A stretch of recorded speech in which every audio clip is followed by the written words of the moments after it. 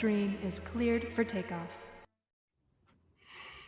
Hi, folks. It has been a while. Welcome back to our April developer live stream for Microsoft Flight Simulator.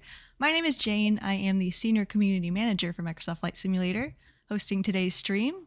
We look forward to diving in to talk flight sim and answer lots of your questions today. Before we get started, please let me know in chat where you're tuning in from, what country you're tuning in from. We got people here in the Pacific Northwest, United States. We got 2 people from France on screen right now. And while you do that, I'll introduce everybody in today's panel. So I'd like to welcome back Jorg Neumann, head of Microsoft Flight Simulator. It's so great to have you back, Jorg. Welcome in. Hi, everyone. Great to be back. Yes. And in the middle, we have Sebastian Wloch, CEO of Asobo Studio. Hi, Seb. Hello, everyone. And to the right, we have Martial Bossard back with us, executive producer at Asobo Studio. Welcome back. Hey, folks. Thank you. Very nice to be here. It feels really good to be sitting here today with all 3 of you. And to have everyone listening in, thank you so much, everybody, for your patience. We know it's been a little while since we were last here, and we're very excited to get started. And to you, I know there were hundreds of you who submitted questions to us the past several weeks through our weekly briefing posts. So thank you so much. We really appreciate it. We have lots of those questions to answer today. Plus, of course, we'll answer some live questions today from you in chat. And we have plenty of news and other deep dives for the panel today. We do ask that you hold your questions until we are in a Q&A session. You can do !topics, and that'll show you the Q&A sections we'll be having today. So if you have a particular question, say about an aircraft, we can maybe address that during the aircraft section. And of course, we always have some special guests. There's 2 joining us today later towards the end of the stream as well. But first, I'm going to go ahead and kick it over to Jorg to start off our presentation. Hey, Jorg. Hi. Well, so it's been way too long, and it's because it's been a while. We have a ton to cover today. Lots of questions were submitted. Jayne just said we have 2 special guests. One may be expected, one not so much. And yes, we have some videos from Seb. There was a special request, and Seb made some cool videos, so looking forward to that. And we have lots of other things to talk about. So if you go to the next slide, thank you as always. We had a great holiday season. And let's look a little bit at what we did in the last 4 months since the last Dev Q&A. Next slide. So on 12.8, we launched Sim Update 4. Stability and performance went way up. We got tons and tons of positive feedback, and we had thousands of other things, polished fixes. So that was a great release. And if you go to the next slide, same day, we launched on PS5. That was really a great launch. Tons of new players. Actually, surprising how large the player count is there. Thank you so much for being nice to them. And I've gotten a lot of feedback from people saying how welcome they felt to the hobby. And I think that's really just due to you all. So thank you for that. Then just 1 day later, we launched a free DLC about Stranger Things. So digital twin of Hawkins, Indiana. And a great new base helicopter from Tarek's hangar, the Bell UH-1. And then some really fun missions. And it actually made us really happy to see, I think we were number 4 freeway scenery voted at the FS weekend, which was nice. And by the way, the team was super happy that I think we won for best scenery with the World Update 19, Japan. So yay, thank you. And then after that, we took December off. Honestly, the team deserved a break. There's lots of work done in 2025. And then we came back, actually end of January, with City Update 13 in California. During the winter months, we tried to launch something where it's warm. So California was a good target. We had lots of updated cities and completely new cities. And given that it's an aviation hub and so many real-world pilots and also flight simmers are there, we got lots and lots of positive feedback on that. So glad that was appreciated. And then alongside it, we released the Talon from Blackbird, which I think was really appreciated by folks. And we're glad to have that in our fleet. And then a little bit maybe under the radar, we actually launched the A400 on 2020.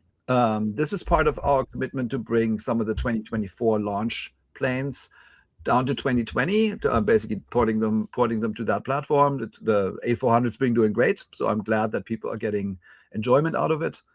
And then next slide, then not sure how much you're still following this, but just a few days later, we launched Sim Update 16.1, which was basically a performance and stability improvement on Flight Sim 2020. It is now the most stable the sim has ever been in its 5.5 years, so that was totally worth it.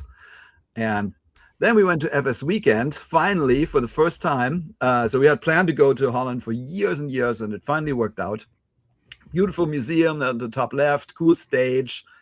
I wasn't able to go, so I made a little video, but we had Dominic from Working Title on stage. We had the INI Builds team showing off a plane.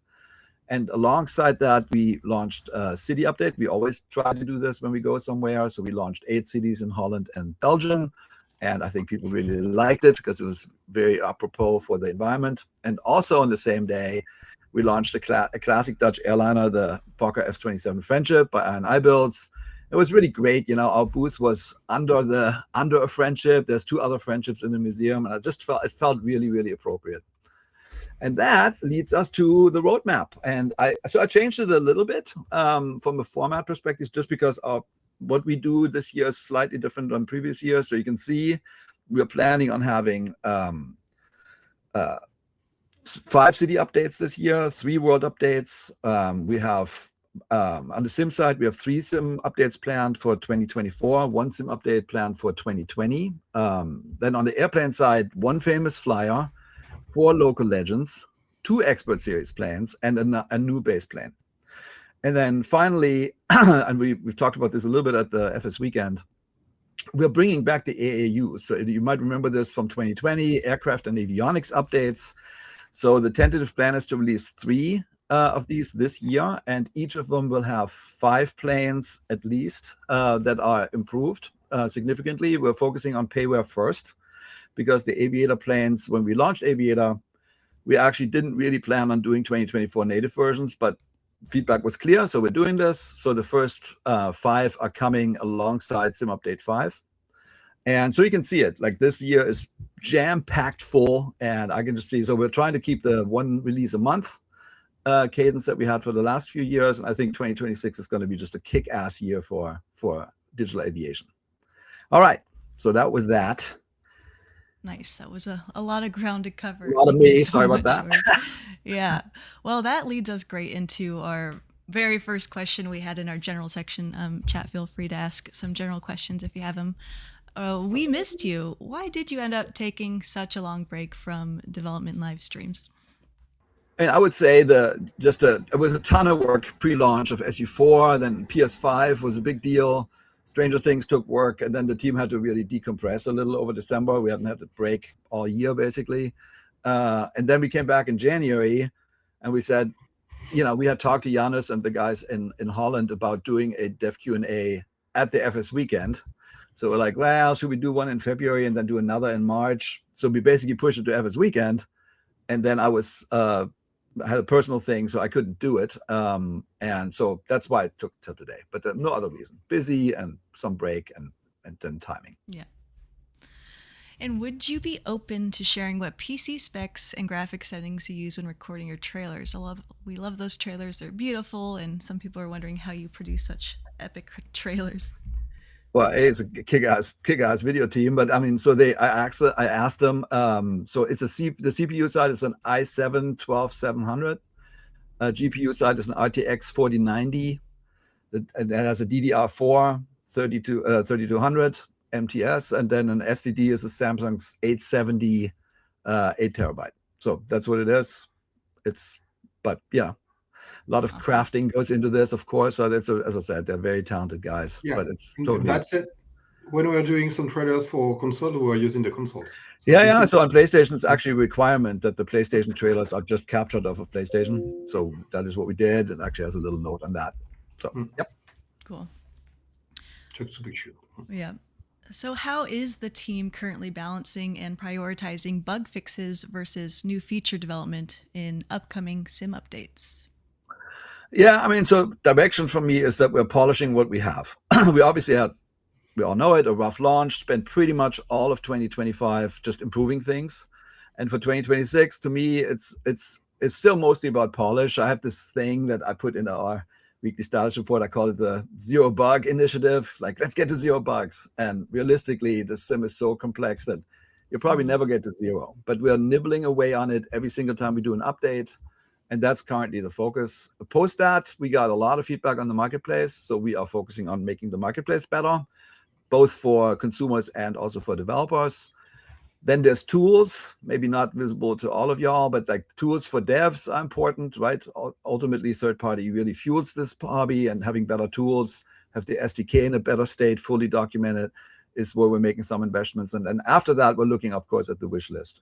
But we are pretty careful in what we're picking. This top priority is polish what we have.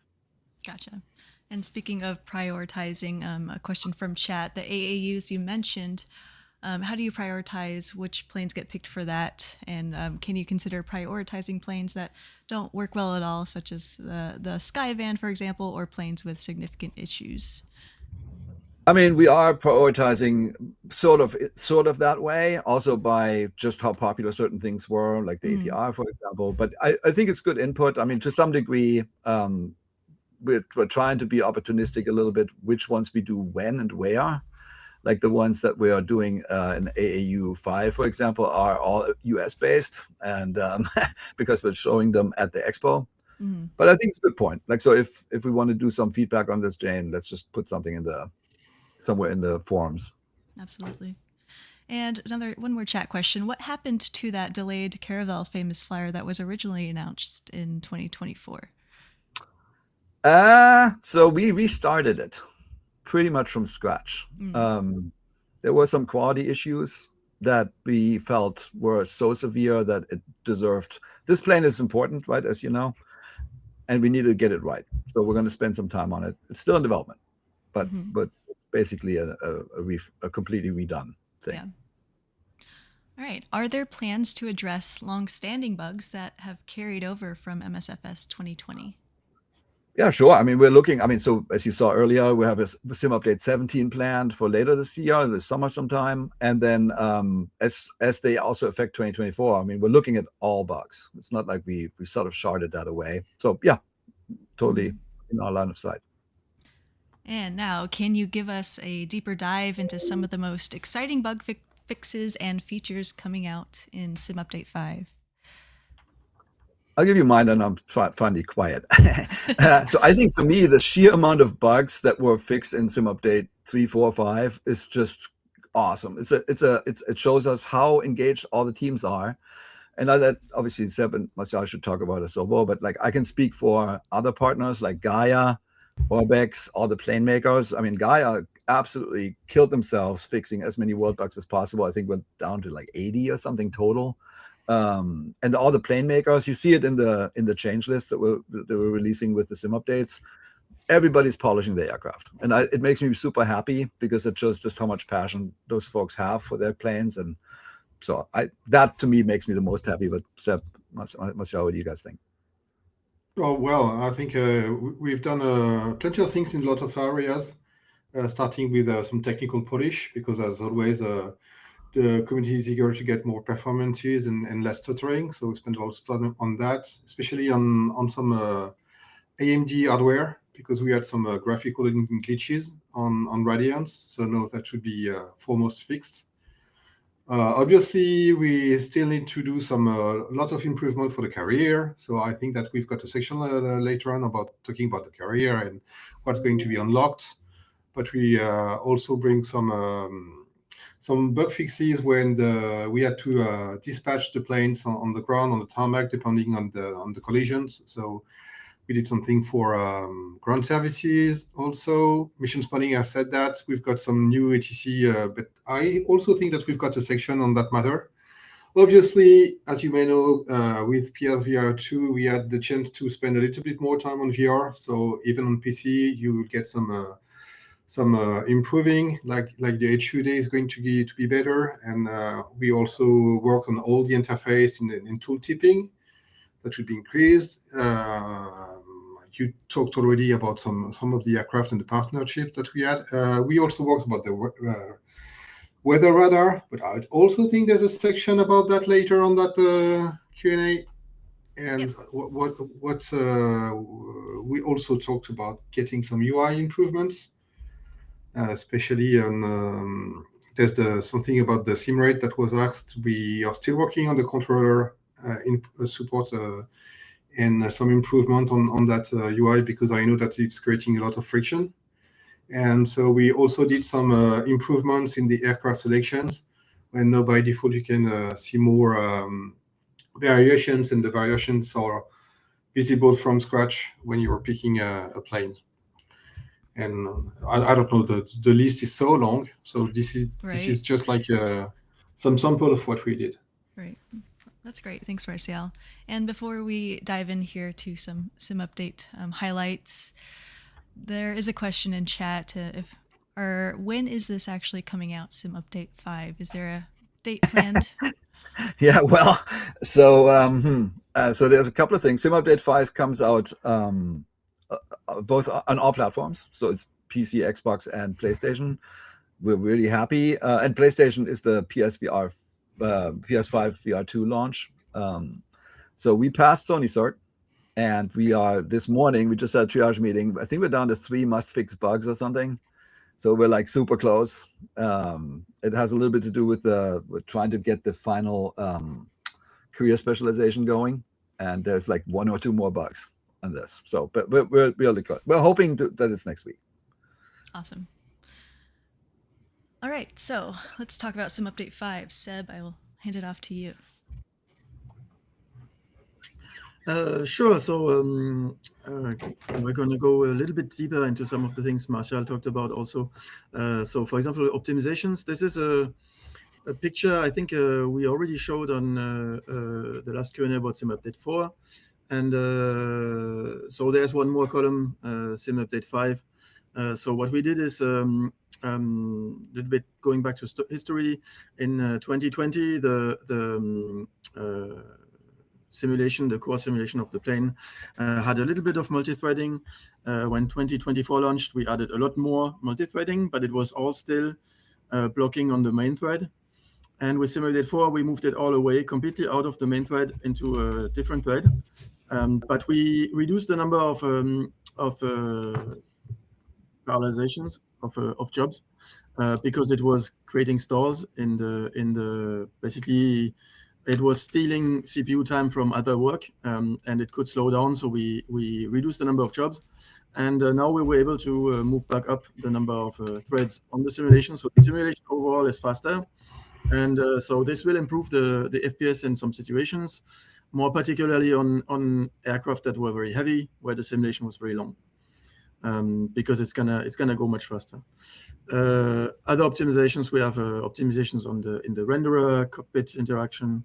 We did a lot of work on reducing the number of memory allocations. So that's not how much we allocate, but how often. For example, in the building system, electric system, boats, bridges, and this multi-threading optimization.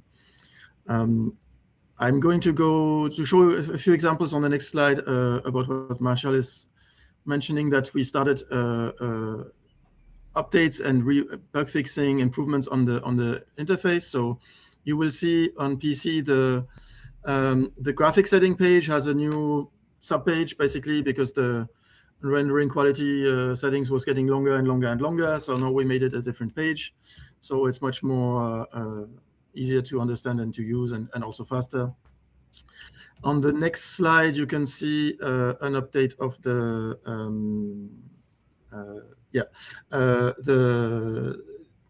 that's the flight interface setting. So we have cleaned it up a little bit, and you see, I will talk a little bit later about the airflow visualizations. So that's the turbulence and weather and simulation has had an update. And so we grouped together all the options to see the simulation, because some people had issues finding them. You couldn't turn everything on and off in the same place. Some was in the weather menu, some was here. So it's been grouped together and cleaned up in this page. And so there's been other improvements on the UX Martial talked about. So once you are in the sim, if you turn on any of these options, to visualize the airflow, the CFD, the turbulence, the wake turbulence.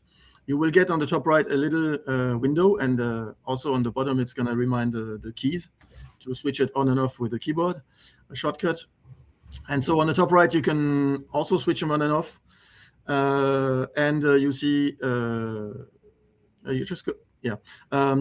What we have now is basically, they used to be all green, same color, and you had to pay attention to the speed to understand what was going on. Now there's actually a color grading, and the green is pretty slow turbulence, and red and then purple is very fast. So here, just an example on, I switched on the thermals, and there's a big cloud formation here. And in the middle of the cloud formation, you can see the air is going up pretty fast. So we did a lot of improvements on the turbulence, thermals. One big improvement in clouds is that something which was not simulated is when there's a big thermal in the middle of a TCU, for example, the air is going up pretty much fast because it's hot, which means that when you fly through a TCU, you will encounter warmer air than around the TCU. So the air is sometimes quite a lot warmer, which means that it impacts the density a lot, which impacts the flight model. And this was not simulated. This is now simulated in Simulate 5. So you get the density impact when you fly in, and also the it can create turbulence. It can shake the plane quite a bit because density changes are pretty important on the lift, on the drag, just as much as up and down draft. And so that is now simulated. So we have this color grading, which is now on all airflow visualizations. There's 3, the CFD, the wake turbulence, and the thermals. And so here's an example on what it looks like on the CFD. An important thing we fixed, and which can be seen very easily with this, is there was an issue, a bug with a helicopter ground effect when you were flying on and off surfaces, sloped surfaces, etc. So here I showed a quick flight over 3 different rooftops, and we can see that it probably simulates the ground effect transitions from surface to surface, and you feel the effect on the helicopter. So this has been fixed and tested quite a bit. So if there's still issues, please report. One of the reasons we improved the visualizations is that it's gonna be easier for you if you see an issue to document it, report it. So I hope the ground effect issues are gonna be completely solved. And there was also a fix on some surfaces when it's like a grid on a, for example, on a oil platform. There was issues when you were flying over the grid. It was sometimes seeing the ground, sometimes not. This has also been fixed. Quick question, Seb. Yep. Someone's wondering, so for all these visualizations, can you use it with both live weather and preset weather? Yes. Okay. No, this is actually the cloud formation I showed in the video was actually a custom weather I did to get a giant cloud. It was not live weather. Okay. At that time. Yeah, it's pretty nice right now in France. So that was a custom weather.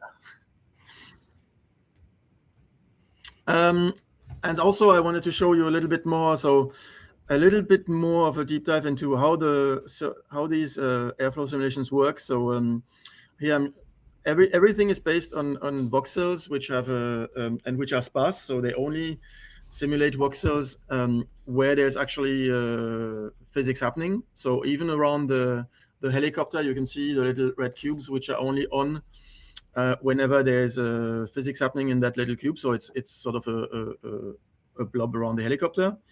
And the bigger one, when it switches on, is the wake turbulence. And that basically does the similar CFD, but it goes pretty large. The wind moves it in the wind direction as wake turbulence should move.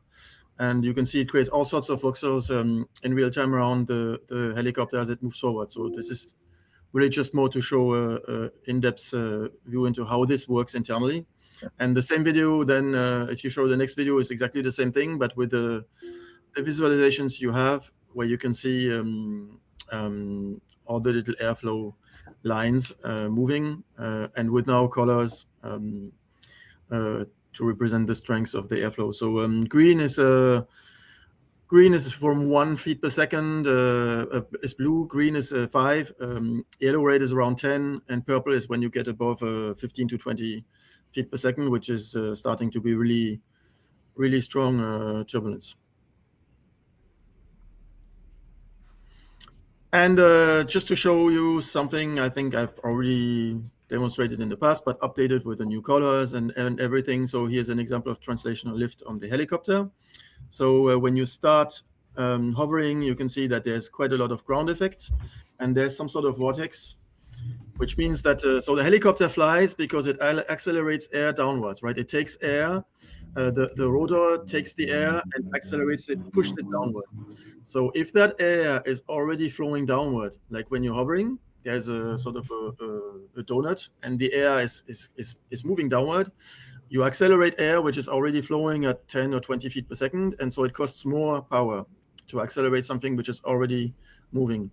Once you go forward, we enter into what is called translational lift. So you get fresh air coming into the rotor all the time, and so you can accelerate air which is not moving, and so it costs less power. And that's why once you're in translational lift, once you go above 15, 20 knots, depends on the helicopter, whenever these lines become straight and the air doesn't go down anymore, you get a much more efficient lift. And so this is all natively simulated by the CFD. It happens when it should happen based on the settings of the helicopter rotors. And here you can see it with the colors. When you're hovering, it's all red because you're pulling down air which is already moving. But once you're in translational lift, it's all blue, green, because the air is not moving as much anymore. And the vortex ring effect, again, with colors. So that's when you're hovering and going down, or it also happens when you're slowing down, pulling up. Basically, when you get into your own rotor effect, and basically what's happening is the rotor is trying to push down air, which is like when you're hovering on the ground, and so you lose traction because you're trying to push down air which is already moving down so fast that you can't accelerate anymore. The vortex goes up, and when it goes up, you're right in the middle of the moving air. You lose a lot of lift, and so depending on the helicopter, some helicopters have enough power to just power out. You just add a lot more collective, and it works. Also, the rotor may have a little bit of inertia, even if there's not enough power. Just the inertia of the rotor may allow you to power out of the effect with the collective. And some smaller helicopters, once you're deep into the vortex effect, you just go either sideways or forward. So there's a procedure. Every helicopter has a procedure. And just to remind, from Simulate 4, there is assistance which prevents you from even getting into this. If you look into your assistance menu, you have a vortex effect assistance, which basically keeps you out of this. Okay. Voilà. And we have a question from someone, where do these CFD simulation values come from? Are they measured from real helicopters or calculated entirely from the sim aircraft? Yes, sure. So the simulation is all computer based on the parameters of the helicopter. So based on how we set the rotor parameters, the size, whatever, lift, the curve, the area of the rotor, it creates the airflow. And then what we have is, you can see here, there's the colors, the speed of the airflow. What we did is we actually went in and we have, with the plane team here, we set points where we went and measured the airspeed exactly.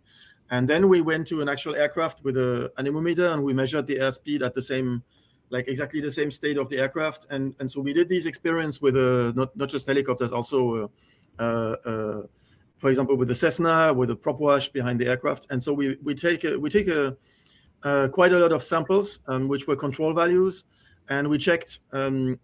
Some of the time it was already correct just based on real values in the simulation.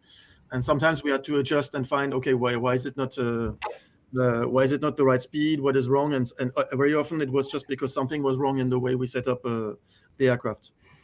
So that's the way we worked, and in the end we got pretty realistic speeds in various points. But yeah, it's like maybe 10 points around the aircraft. It's not infinite, but. There was another question, Jayne, about multiplayer. The same gentleman. Yes. When wake turbulence is enabled in multiplayer, the FPS drops to almost unplayable levels. Is this issue being addressed? I've not had this bug yet, but No. if you, I've not seen it. It's good feedback. I haven't seen it either. Yeah. Okay. We'll continue with our questions that we have. When will in-sim forced feedback support finally be available for PC? Well, actually, it is. The problem that we've got with force feedback is that we don't have any software layers like we have on DirectX or for graphic cards or OpenGL whatsoever. Every time you want to have a communication between a piece of hardware and a software, most of the time you've got a layer that does these communications, which is completely standardized. For force feedback, you don't have anything like that. So basically, it's up to the manufacturers to do a piece of software that talks to the sim, because we can do that. So basically what we are doing in the sim is where we are pushing some variables that are exposed and giving the manufacturers some values. And these values has to be transformed into the hardware. So basically you get value, and then you've got some values on motors or any kind of piece of hardware that does the force feedback. So basically the issue here is that when the manufacturer can follow the piece of hardware and update the drivers, everything is working fine. But as soon as you got something that gets deprecated from the manufacturers, there's unfortunately nothing we can do. So far we are trying as much as possible to have all the modern and current working piece of hardware here to make sure that everything's working. But with all peripherals, all joystick, it's almost impossible for us to do something else. Okay. So I would say force feedback is here as soon as the manufacturer is supporting the data we are sending. And we are in contact with a bunch of them, right? But yes. Of course. Sometimes people, newcomers here, they're coming to the studio and they're saying peripherals everywhere. It's like Alibaba's, I don't know what's in English, Alibaba's cavern. Is that what you say? There's software and hardware everywhere. So yeah. Yeah, thank you for that insight, Martial. What is the status of the user interface rework? Yeah, so I honestly, I read the question because it was pre-submitted. I'm not exactly sure which part you mean. Like, so there's something that is a big topic for us, which is the key mapping, because I think we read pretty much all the feedback we can get our hands on. There's quite a few pieces of feedback regarding how hard it is to go. We try to empower people to basically set up the key mapping per plane, but I think it's overwhelming, and we kind of all know it. So that's a topic that is being worked on.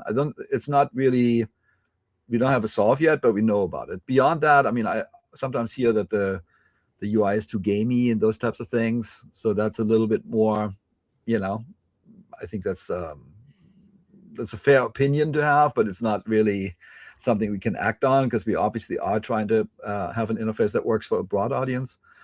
So I think that's where I would leave this question. We haven't focused on this yet. The focus has been on career, stability, performance, VR, those types of things. But this is definitely on our mind. Yeah. Thanks, Jorg. And what, if any, are the plans to improve the default ATC and AI traffic in 2024? Oh, so we already did some improvements, and some of them are coming with Sim Update 5.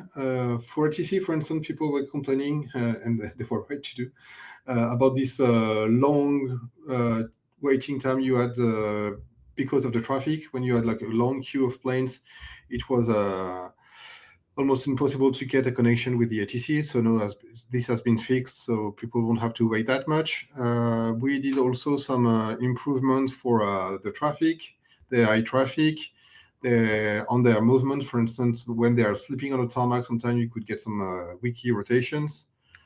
We also did some improvements on the model matching, especially for the rotorcraft, because sometimes you could have a rotorcraft change into an airplane, so it was creating some crazy movements.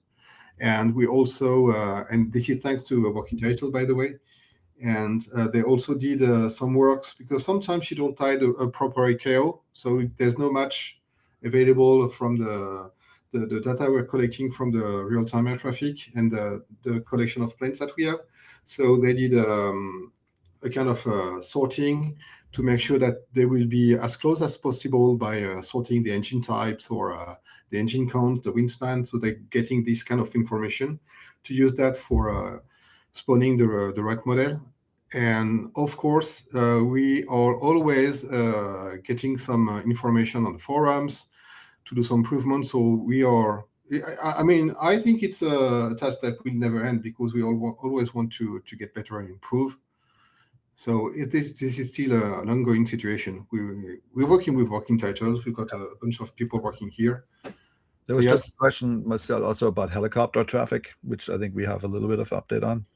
This I can say. I know that we had some issue, and the data we were collecting, we had very few helicopters to track. I don't exactly know what. I think they were declared, right? I think it was Dominic from Working Title who found this. No, that's what I've just said. So we had some helicopters, but they were turned into airplanes, which was completely crazy, because A, you wouldn't see any helicopters at all, and B, you would get some airplanes with crazy behaviors. So this has been fixed by Dominic, and now we're getting some rotorcraft when you need to have a rotorcraft. So that's going to be a huge improvement. I remember talking to Two-Tone about his experiences with some of his streams, and I said we're trying hard to get all this really sorted. Like, it's probably not going to be all complete, but it's definitely on our mind, and we heard you. Yeah.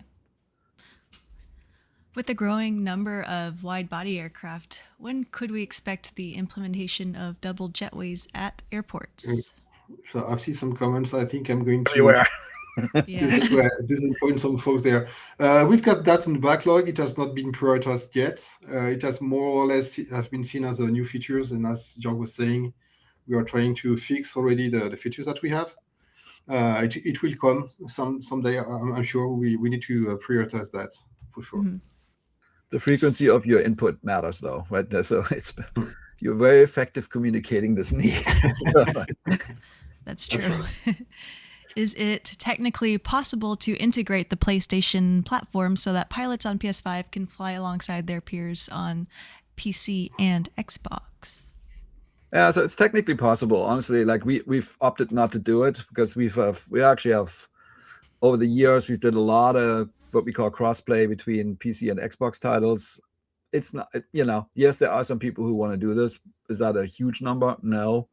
And the amount of work it requires is actually quite large. So this is something we might do in the future, but it's currently undecided. Yeah. All right. Let's take a look at the feedback snapshot for today. I mean, I just want to say, so we look at this all the time. We have a weekly meeting, and we tackled a lot of things. And I think, Martial, you're just going to walk us through the open tickets there. We're going to update this, by the way, after there's so much dark green, and we're just going to go get rid of all those and put in only the open tickets. Probably. Yes, but I don't like that, because having the but then people say we didn't do anything. Well, like, no, this is what we did in the past, and when you were looking at the bugs, it seems like nothing was done. So at least here you can see there's plenty of green thing, and this is worth for the next 3 pages. So that's a good thing. And somehow sometimes the team doesn't want to put some fixed here, because when you're taking the sometimes very long topics in the forums, it's not like there's one bug and we can say it's fixed. More often there's a bunch of issues. So we are trying as much as possible to tackle all of them. But if you look at like FPS performances in VRAM, can we say that it's fixed and done and we will never improve again? No, that's not right. So that's very hard to put fixed there. So this is worth for the ground textures, because we are always trying to improve things. Same for the... So helipad, I won't know, because that's been done outside of Asobo.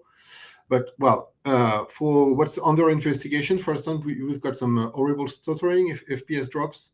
And that was something that happened during the beta phase.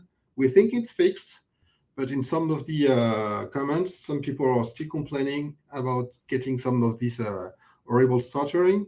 So it has not been put as fixed there, but still under investigation, because it's important for us to make sure that everybody is going to be pleased by the fixes. Same for the audio stutters.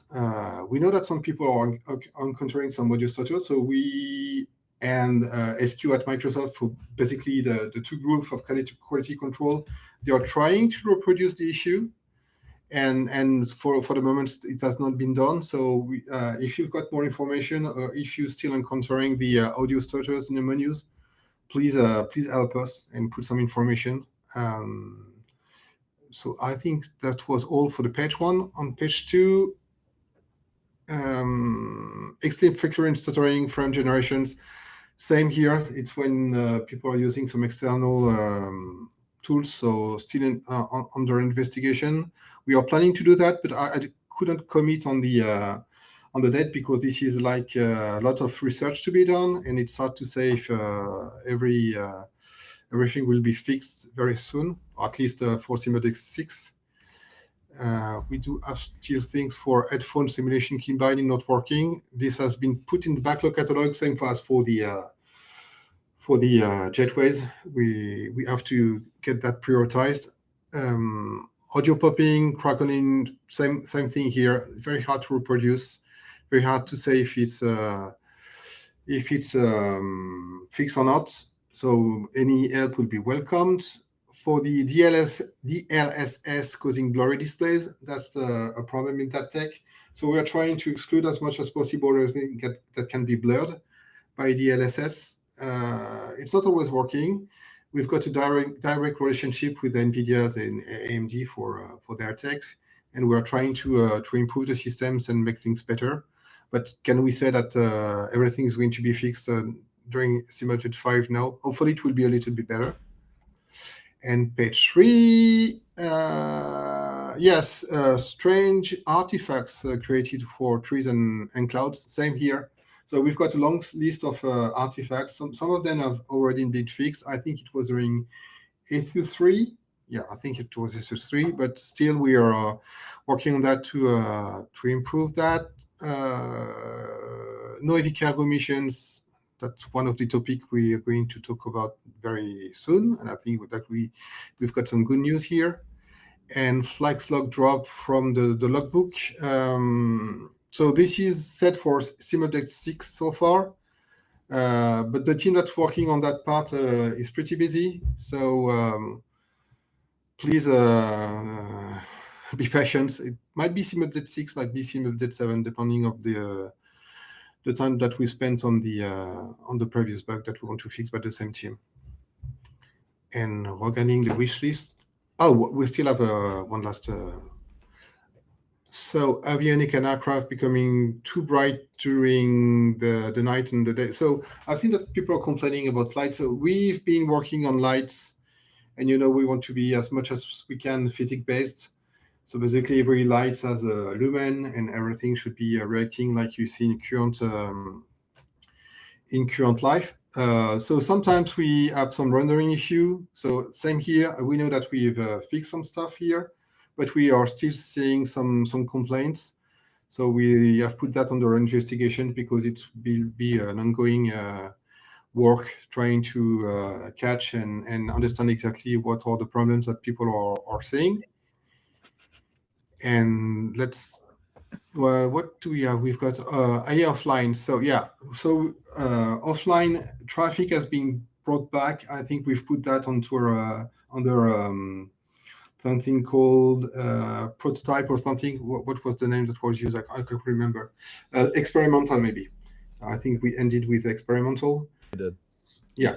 So the goal here is to bring that back, but we know that we are not perfect. So same here. It's still planned. We will have a new version in Simuldex 6, hopefully. Oh, I shouldn't say hopefully, but well, this is programming. Sometimes you get some bugs and you don't want to push the thing. So this is planned for Simuldex 6, and I'm still thinking that we will have to do some updates because we will get some other iteration. And just a few words about the city Anton name missing. We did a lot of fixes for sim update 5, so I think this one will be turned into fixed sim update 5. We are not seeing any bugs anymore, but we'll try to see what the community says about that. And the latest orange point is aircraft trying to park on some spots, scanning performances. And this is planned. We are still looking for that bug. I can't commit for a date, but this is going to be put into the pipeline very soon. Thank you, Marcel, for conclude- going through all of those. Yeah, to conclude, we've got the wish lists. Jayne, I just want to say we need to be Yes. careful with time. If you had any wow. idea how many Wow. more slides It's there almost are, been an hour. oh my god, this is going to be a long stream. Anyway, so the wish list, we look at this. Yeah. Like we said earlier, we don't look at it weekly because it doesn't move that much, and we will be carefully picking some of these things. And again, this is going to be published after the stream is over. We just updated it yesterday. Some of those things I just wanted. There's a couple of mentions. Somebody said something about where did the surprise go? So both surprises actually launched. One was PS5, the other one was Stranger Things, for what it's worth, right? So somebody said that's not quite right. How often do we look at no repros? Pretty much all the time, because we're looking at the forums all the time. Mm-hmm. So we keep looking at the votes. If we say no repro, it's literally because we can't repro. It doesn't mean it doesn't exist. We just can't repro it. So don't worry that it doesn't get lost or anything like this. Okay. That's exactly the reason why most of the time we are not putting fixed here, because that's almost impossible to say if everything's fixed or so. We Right. are always looking at the forums to make sure All that the we can. Yeah. All right, let's Okay. launch into our next Q&A about world and weather. Yes. All right, first question. So in the October live stream that we did last, you mentioned you were working with the Asobo art director to improve scenery using a mix of both the original 2020 aerials and the 2024 aerials, picking whichever looked the best. Can you share a status update about this? When can we expect to see this best of both worlds solution live in the sim? Yeah, so so world is near and dear to my heart, as you probably know. So I honestly don't know the answer. So we're currently obviously focused on some other topics. This is something I really would like to do, but so the Bing team, we had one data provider for aerials. It's now switching to another, and that is good and bad for us. I would say it's good for us in that we have much better control over what's going on. Meaning we can go, because we share our data with Bing, right? And for us to convince them to do something to their data was a little bit difficult, quite frankly. Now we're sort of having our own, think about it as a shard of that data. So we can do it, but it needs to be really carefully done. And so I'm not sure exactly when this is going to happen. It's not to say it won't happen. I want it to happen, but whether or not it's this year or next year, I'm not 100% sure, because we don't really. So we've collected everything that was in the community thread about the areas, and frankly, selfishly speaking, one of my favorite places in the world is Grindelwald in Switzerland, and it doesn't look that good right now. Like, it looked better in 2020, and it makes me really sad because the 2020 images were from the summer, and the 2024 images were from the fall, where everything is yellow. I was like, oh, great. So there's lots of places like this, and so we took all the input we have. We really have to sit down and do this work. It's just work, but we're going to make sure it happens at some point. Yeah.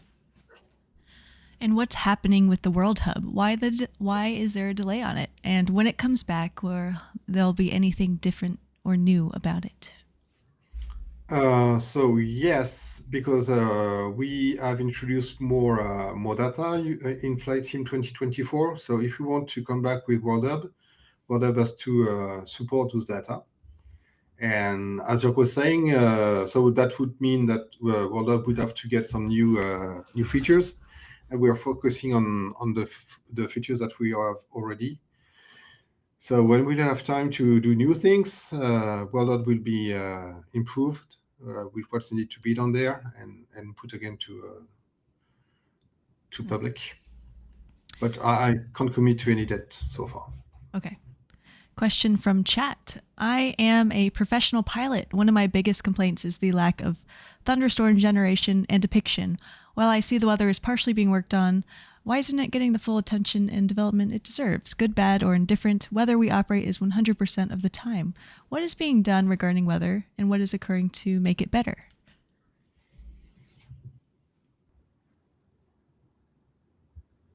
Seb, maybe you can answer to this one. I think you've been muted, Seb.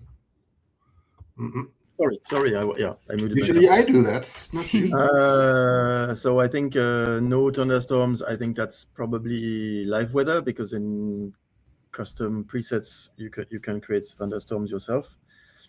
So if it's in live weather, we have had a lot of issues in the past about the live weather having too many, too little, too many. So I haven't looked into this lately. It's not I don't know if anyone has it on the bug list or if there's a thread, but we can definitely look into it. It's not always thunderstorm. If it's live weather, it's not that easy because you need to be in a thunderstorm season. So basically find some in live weather and then test if it's happening. So so right now, obviously, there's not that many in Europe, for example. But yeah, if you have specific cases, it has. If it's live weather issue, we have to go look. In general, and I think that's the next question you have here, Jayne. What is your plans to improve turbulence? So I already talked about a little bit during my presentation earlier that we added the simulation of temperature changes due to updrafts in thunderstorm clouds. So this is definitely going to improve the simulation of TCUs. Simulated 5 also has a big update of wake turbulence. The intensity, the basically it's much more realistic, and we have an iteration in Simulated 5 on the presentation with colors and color grading, but we're working on a system for hopefully Simulated 6 that would have a interface where you could see when your plane is hit by turbulence, how strong it is, and what is causing that turbulence, because there's so many different causes. Turbulence can be it can be terrain, it can be the ground which is heated up by the sun and creates thermals. It can be cold front, like air fronts and TCUs and stuff like that. It can be wake turbulence. It can be different things, and so we have that tool working right now. For us as a debug tool, and very often it overlaps quite a bit. There's a accumulation of different forms of turbulence, so that is going to be helpful because people who have like report too much turbulence or too little can actually look into this and say, hey, if they do a report, hey, I'm in a TCU, I should probably get 5,000 feet per minute of upwind, and I only have 100. This is wrong, or basically, there can be numbers and not just impressions. So that's definitely something which is going to help. And we're constantly improving the turbulence modeling in every update. Do you want me to go on to the clouds? Sure, also? yeah, since we're on the subject. So very related. And yes, of course, this is in our backlog of things we want to do, and we're planning. So we already have quite a few cloud shapes. Again, the question here is live weather or preset, because in the preset you can make your own clouds a lot more, and you don't necessarily encounter the same variety and number of types of clouds in live weather. So there's something to look at, and yeah, definitely this is something on our roadmap for later in the future. Seeing some discrepancies between live weather and the current weather they're having at home, for instance. Just to give you some perspective, the live weather we're getting is always a predictions, because there's no such things as sensors every mile, for instance, to collect the data on places. So basically we're getting, I think it's every 6 hours, a prediction for the next 6 hours, and we are doing some extrapolation. So we can't be that precise as it's running outside and it should be running in the simulation. That's super important, because it's always, we are always trying to get something which is close enough to the current weather, but we cannot say that we will have a cloud exactly in the same place or running exactly at the same place at the current time. So that's just to explain a bit more. Add a little bit, when things are Martial says a working. prediction, it's actually a weather model simulation which is running and which simulates the weather which is coming. And then we use the metadata to fix locally the areas around the where we have metadata, like airports, and it blends into the prediction data. But it's like a weather model which predicts weather. And these things, they are globally okay, but in detail they can be wrong sometimes, right? They're not perfectly accurate. It's not real-time measure of sensors. I don't think there's something like this today. No. And when will the weather radar be improved? The radar is being improved, the rendering is being improved, everything can be tweaked now in a much better way. So basically, what you can see on the screen here is the difference between what was the former weather radar and what's the new one. Are you still here? Yes. Yes. I think we're good. We're Still good. good. Okay, cool. And that we also did some tweaking about the radar itself. So basically, the radar is working, sending some beams, which was not really the case, but starting from the sensor, which most of the time is coming from the nose of the plane, and then you've got several layers, and this beam can now be tweaked and be tilted in all directions, so it matches what the actual plane is doing. And what we have not done yet, but we want to bring soon enough, is to being able also to tweak the spread between the highest point and the lowest one. So hopefully everything will be now tweakable and used in the next version of planes. Yeah. And just to be extra clear, they said, so the weather radar now supports tilt? Yes. Yes. Wonderful. All right.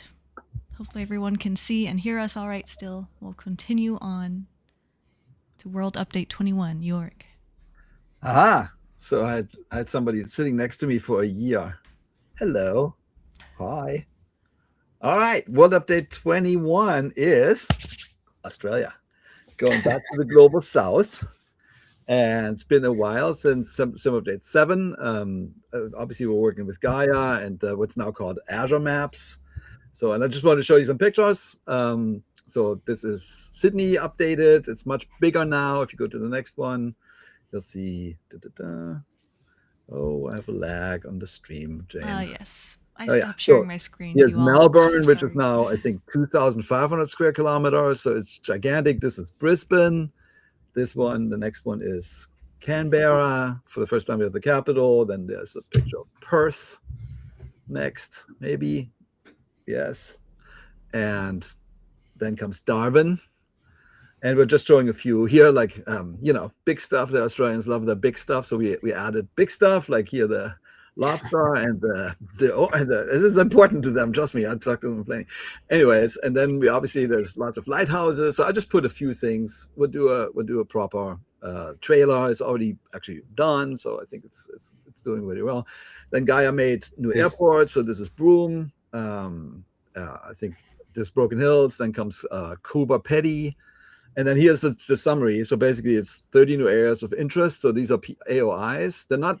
Don't think about them as cities. Like, for example, we had huge sections of Sydney that weren't there in photogrammetry. Now we have them. So it's 30 new areas, and roughly 10 updates to the World Update 7 ones, 6 handcrafted airports, 20 new points of interest. I think we just added a few.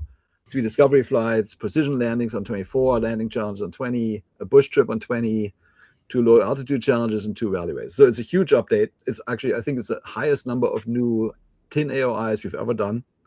And that's all due to our partners at Bexel that are, I think we have now every city over 50,000 people in Australia captured, which is mind-blowing. I love it.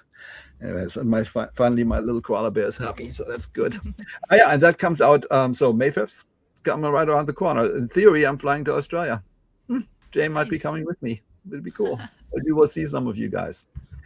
And then alongside that, of course, is a local legend. In this case, it's the Commonwealth Aircraft Cooperation, also known CAC, Boomerang. It's local legend number 24.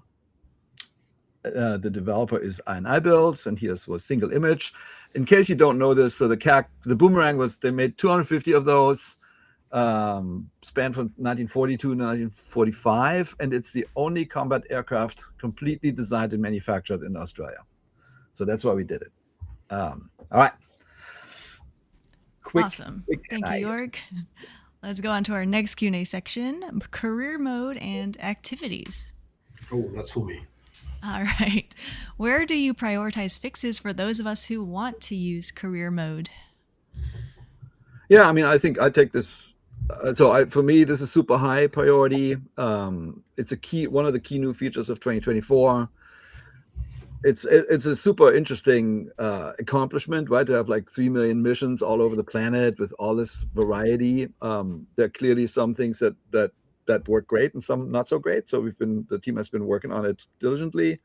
And I think I'll give it over to Martial because I think he's close to it. No, exactly what you said. I think it's an ongoing effort that will last for the next sim updates. But basically, maybe we can talk about the next question. Yeah. So yeah, the 2 certification is career mode. That was super important for us. Yeah. So as Jorg was saying at the very beginning of this Q&A, we still have few bugs. That's why Simulated 5 is waiting a little bit longer.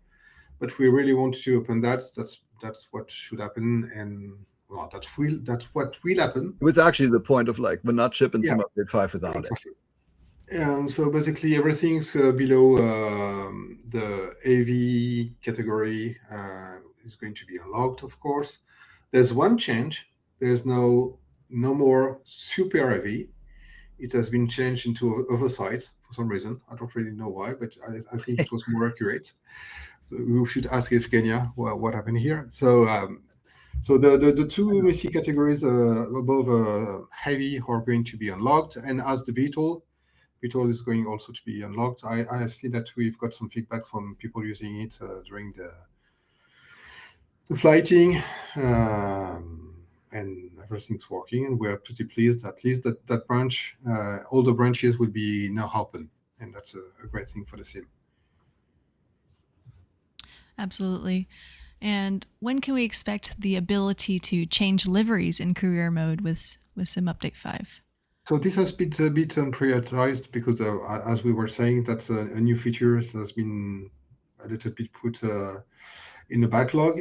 We've started that. It was not working properly in every situation, so I don't know exactly when it will be back. But today there's no such thing as changing liveries in carrier. Mm-hmm. Question from chat. Is there an incentive to split helicopter career and plane career? I'm not really interested in planes, but to advance to more companies, you have to do many plane things to unlock companies. It's Sergio. He's writing us. Sergio has been saying this from the get-go. He's like, what? It's one of those things. Honestly, we haven't really tackled it. But it's fair feedback. I think we're talking to the design team. Hi, Sergio. I don't know if it's him. Anyways.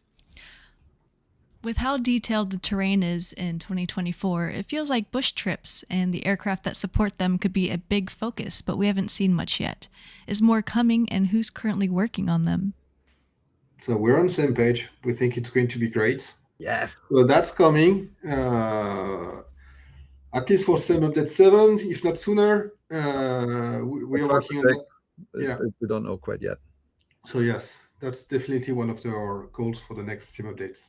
So that just a little bit more patience. Yes, and the question, who's currently working on them, is that to be shared later? No, it's all internal Asobo, actually. Mm-hmm. Okay. So we used to have external partners that made some of the bush trips. We stopped that with 2024. Obviously, bush trips were not supported, but now it's done internally. Yeah, okay. Maybe the right timing to say hi to Kyle. Yeah.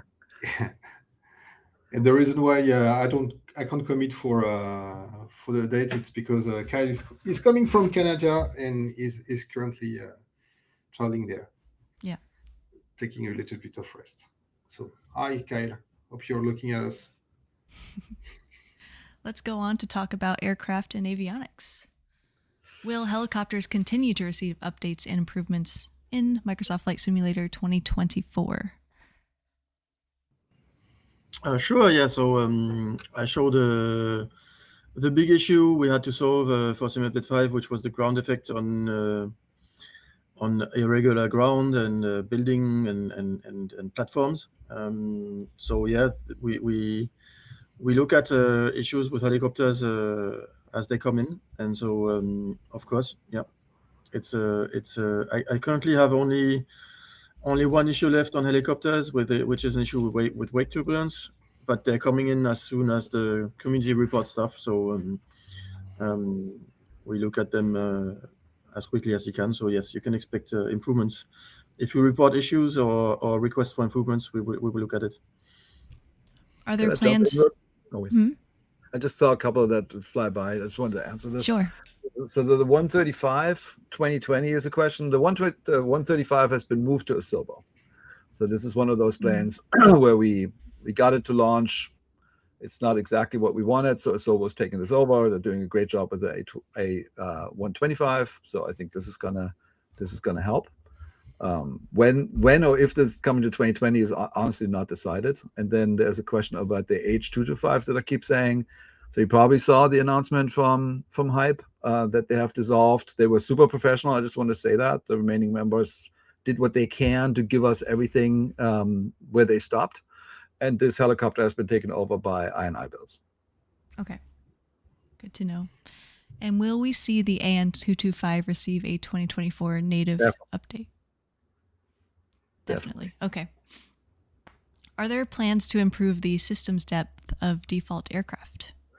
Yeah, so I saw that. I was like, well, it's kind of a case by case to me. We're currently upgrading the payware. That's the focus because, honestly, I felt like this is something we should do because people bought these planes on top of the sim. So that doesn't mean we're not working on the base aircraft. We are.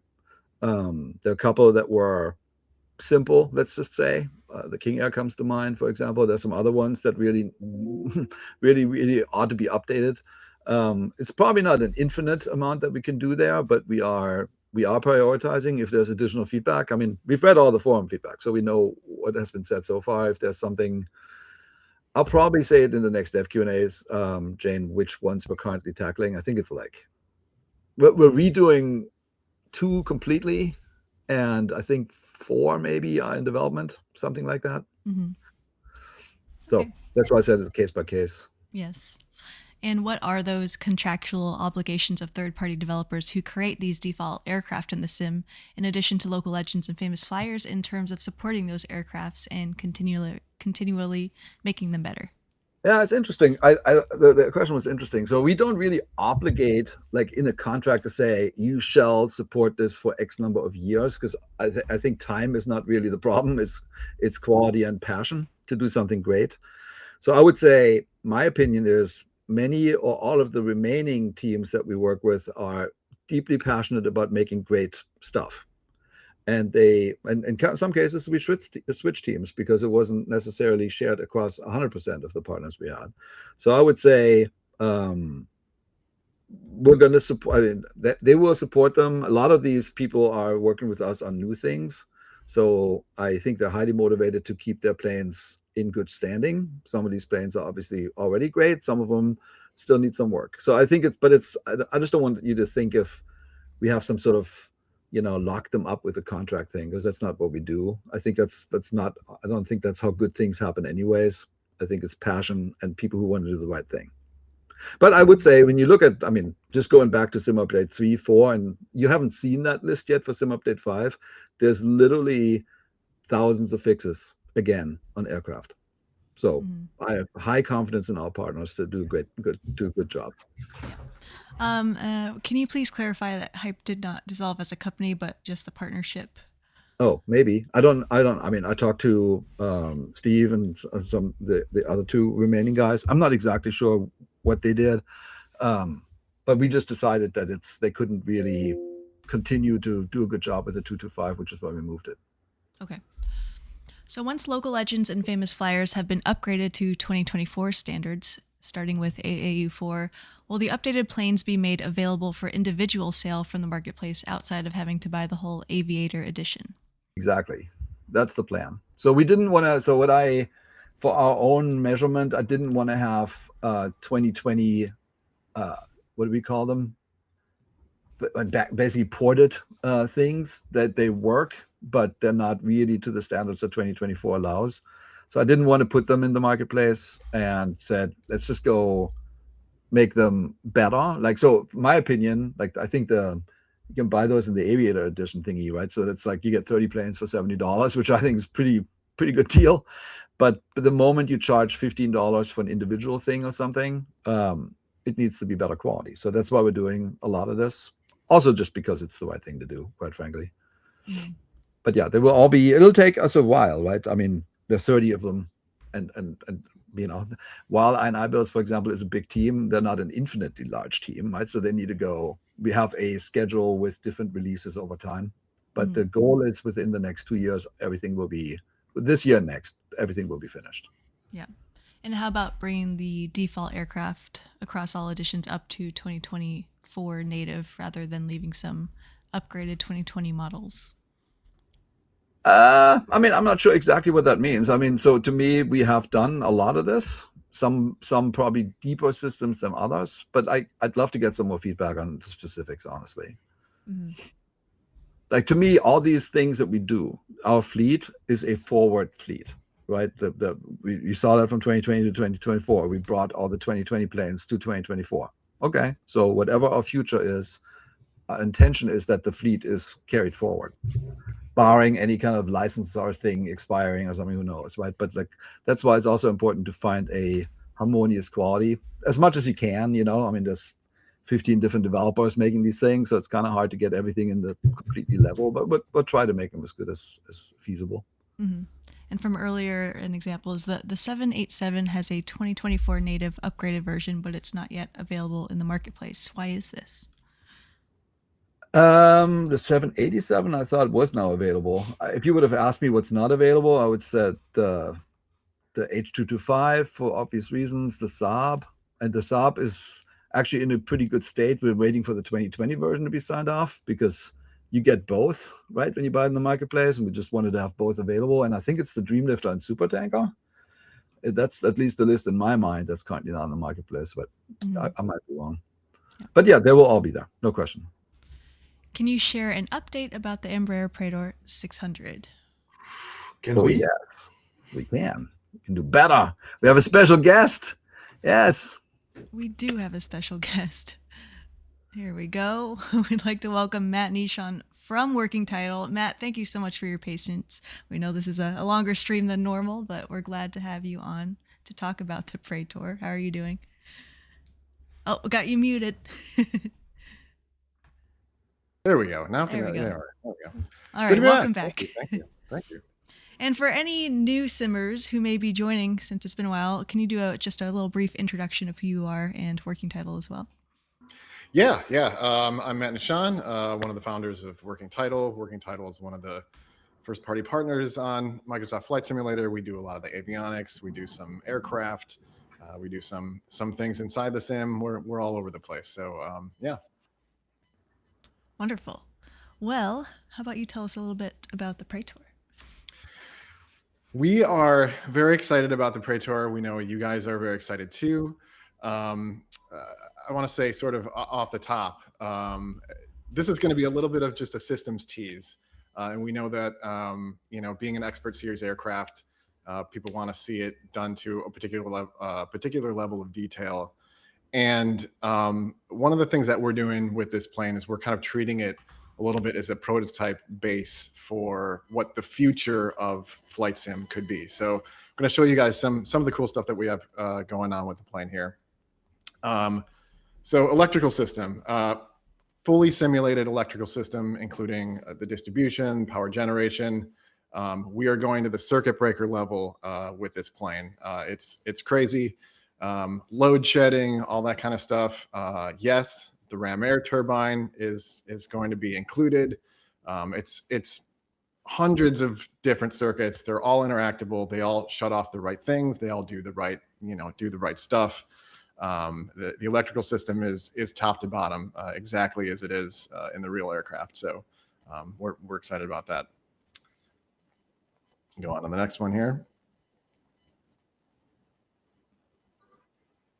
There we go. All right, hydraulics. I've actually been working on the hydraulics a bit, and it's a full physics-based simulation. We've got sort of hydraulics fluid equations in there, including the way that axial hydraulic pumps work with the swash plate angles, and you'll see a little bit of a video of that. We've got the engine-driven pumps, we've got the electrical pumps, a full heat simulation. Heat comes from the pump, it goes into the fluid, it goes into the fuel tank.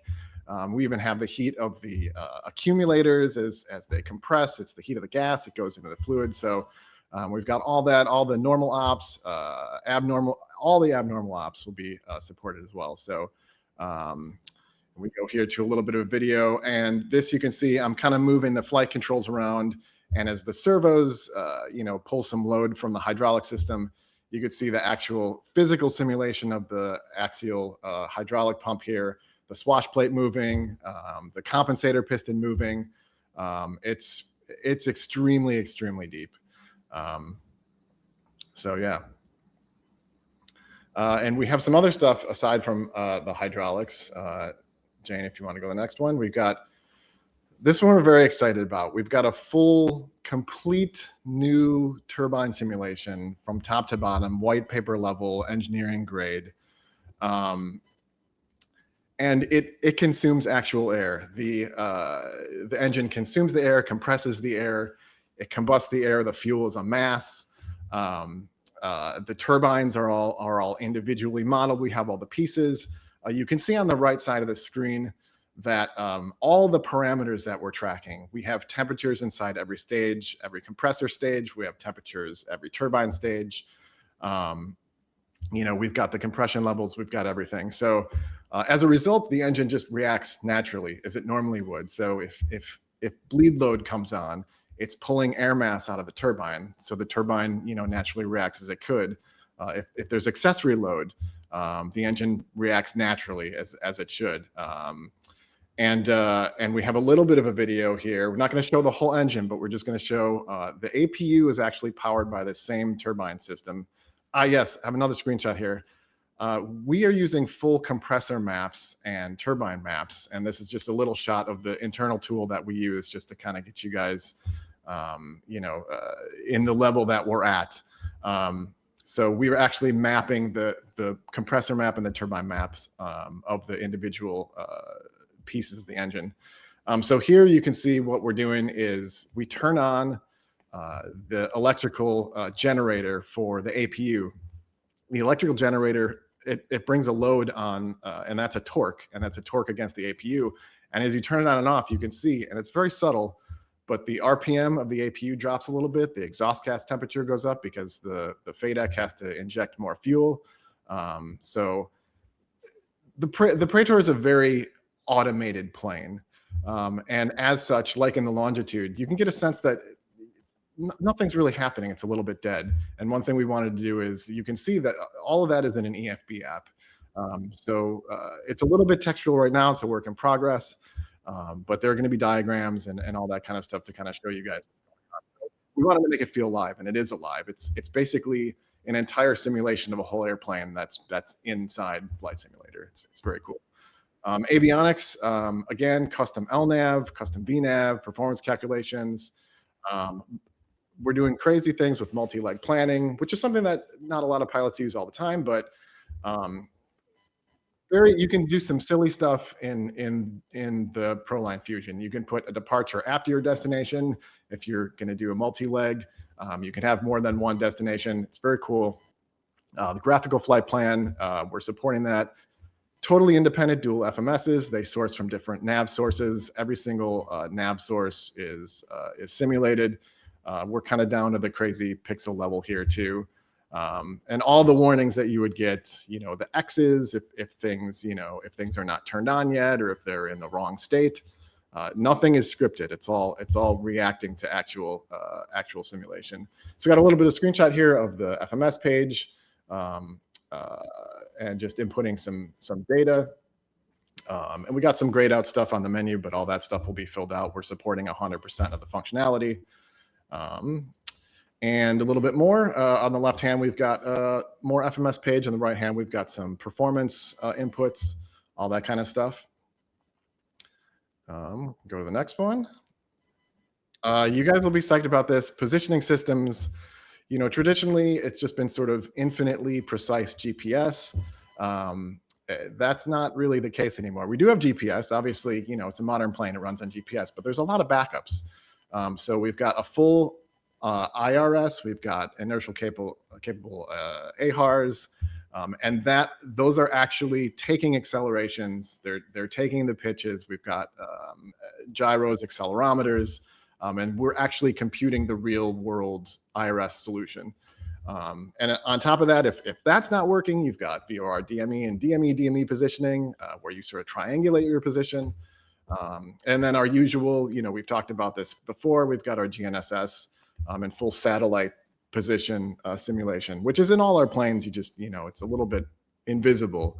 But right here, we've got a video, and IRS error doesn't just drift in one direction. It kind of does this little spirally thing drift. And all this is mathematically simulated because we're using real IRS, formula and things like that. So you can kind of see it's plotting out where the error from the actual position is.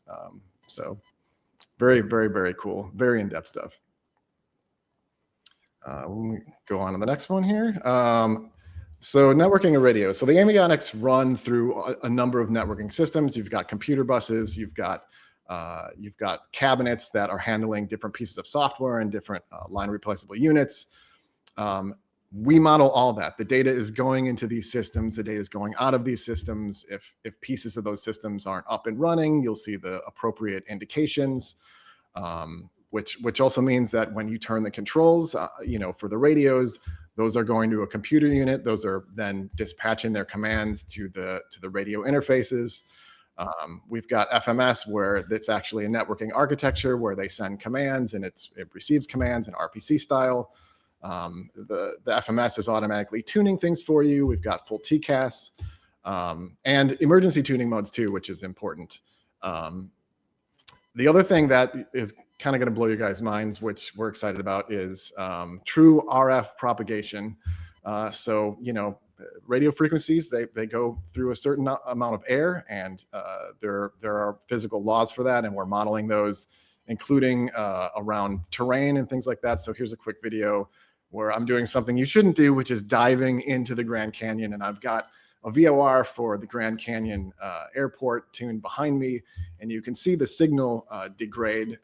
Signal to noise ratio goes higher, and once we get in the shadow of the canyon, you can't pick up the radio anymore. So we've got all that stuff is modeled in the plane. And I think the next screenshot here is, let's see, which one is that?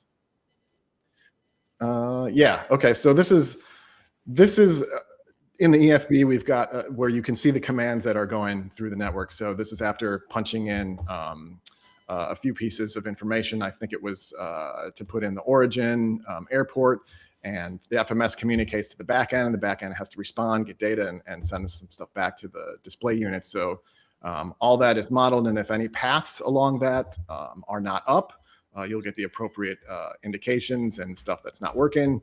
And right here, you can see a little bit more of that radio page. Awesome. There are a few questions that came up during your presentation, Matt.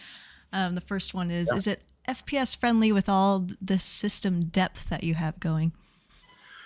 As you know, we're pretty nitpicky about optimization, and there's actually an option that is added in Sim Update 5 where you can disable the JavaScript just-in-time compilation, which if you're a developer, it gives you a little bit more idea of what that what your performance is going to be like in a worst case scenario on consoles, where it's just interpreted and it's not just in time compiled for the JavaScript stuff. So we're running it with that. We're making sure that we're that we're still getting good frame rates and stuff like that. And yeah, all this stuff so far is plenty friendly. So yeah.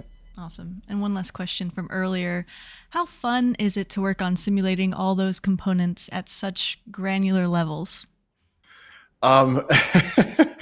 It's a lot of fun. I mean, when we talked about building this airplane, one of the things that we talked about is how can we set a new standard in not even just Microsoft Flight Simulator, but just flight simulation. And then how can we use this to jumpstart some ideas for things to do down the road with Flight Simulator itself.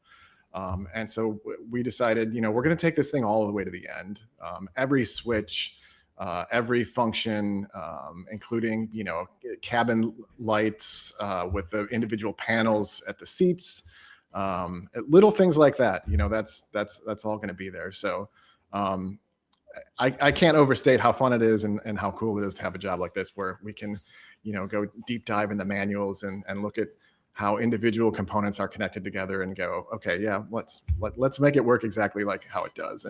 And that means every cast message. That means, at any possible state that you could find the aircraft in, you'll be able to get there.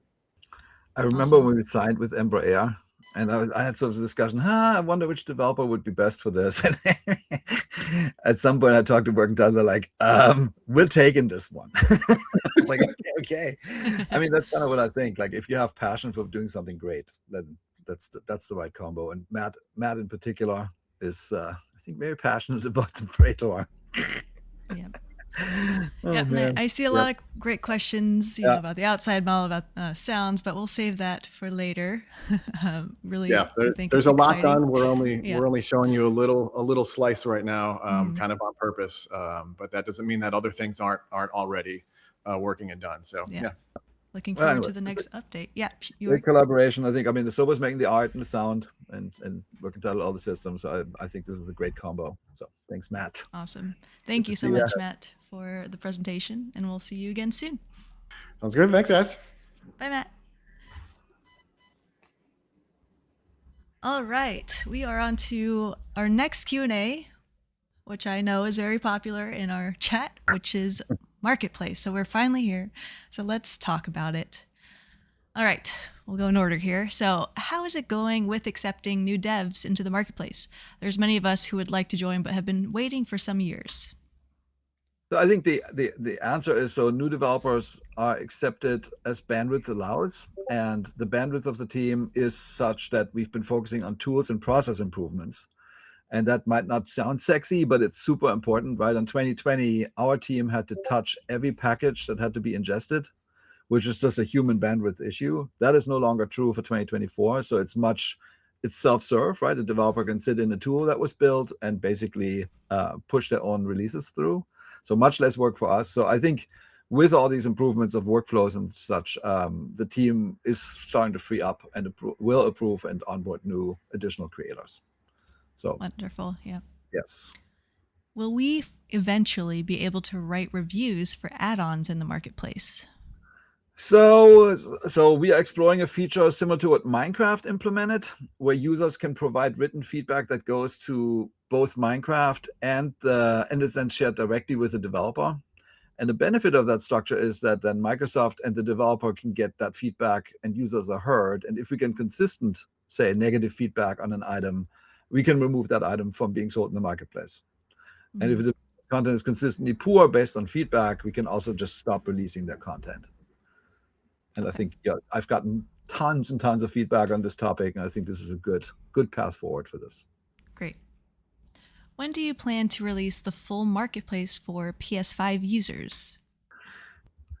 The full Marketplace is probably the wrong way to think about this. So basically, we're obviously excited to bring third-party content to the PlayStation Marketplace, but Sony has stricter policies than, for example, Xbox, and third parties' content it requires now a platform assessment. We need to be very careful and deliberate what is being released, because we can't sacrifice the stability and or the frame rate on that platform. So the content will be curated and it's on a per product basis. So it's not even that one developer somehow gets a free pass for all their content. We're going to basically a product is selected as a candidate based on qualitative criteria. Then it's run through a technical evaluation, which you actually just did for the first batch against the PS5 requirements. Then the product is ingested. The product team has to sign up that they're testing it on the PS5 hardware.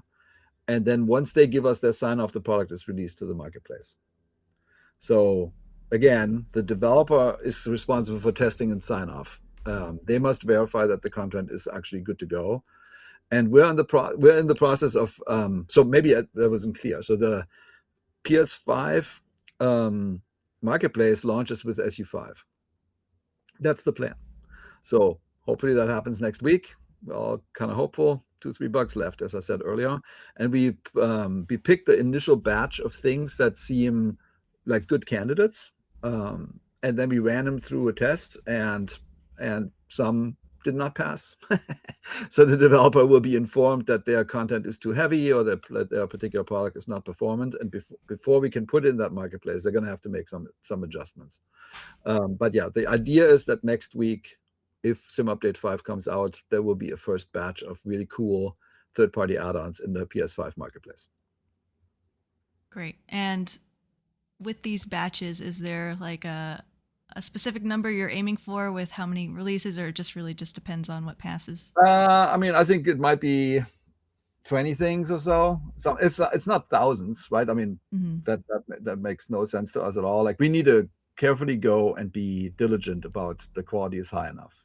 And this will take care of certain things. When we got lots of feedback that some developers' stuff is insufficient quality, that will never ship on PlayStation 5. We will just not allow it. And then some things that are really good as far as add-ons, people just kind of overdid it. It's not performant enough, and it'll literally crash the sim on that platform, which we can't allow. So then they have to go, but I read some stories about some textures that are like infinitely large. It's like, yeah, that's not good. If that's what you did, that's not a good idea. So they have to go fix that stuff. Okay. What improvements or changes are currently in development for the marketplace, both for players and third-party developers? Yeah, so I actually made a couple of slides, or rather the team did, and I cobbled them together here. So if you go to the next page. So SU5 actually has the first set of marketplace improvements. I consider the marketplace, right after polish of the core experiences, is the second highest priority. Then comes tooling, those types of things, because the health of the ecosystem is super important to us. And as you know, you can't really sell anything on Xbox or PlayStation because I call them walled gardens. I'm sure there's a more technical term, but anyways, you can't just have a website and sell stuff for PlayStation and Xbox. So you have to go to the marketplace, just the way this stuff is. So we did some improvements to, so for example, for the main page, there's a new hero visual design. I hated the old design because it cut off the images and like, what are we doing? So this is now much better. In my mind, there's an enlarged hero section. There's new navigation arrows. If you look at that, they're much thicker. There's a new horizontal look if you go to the next page. So basically, these rows. I don't know if you're there yet, Jayne. Yes. That one. So these rows, we're gonna very likely change the name. There was something. It really shuffled kind of weird content to the top. And what we're doing now is we're curating those two rows. They're going to be called recommended aircraft and recommended airports and scenery or some such thing. And those are things that we think are great. And I think that will at least show you what we think the greatest content in the marketplace is. That's fresh and interesting. And then there's, color harmonizations and all kinds of other things. The other thing I wanted to say, which is maybe not, we never really talked about it much. So obviously we have renting, which I think is a cool feature, and I'm glad to see how much people are using it. And there's also gifting, which we talked about since for a while now. Gifting to friends is now in for Sim Update 5, and I'm super curious. I'm this guy. I always wanted to send my friends like planes. So hey, I like this plane. Go try it. And you could never do that.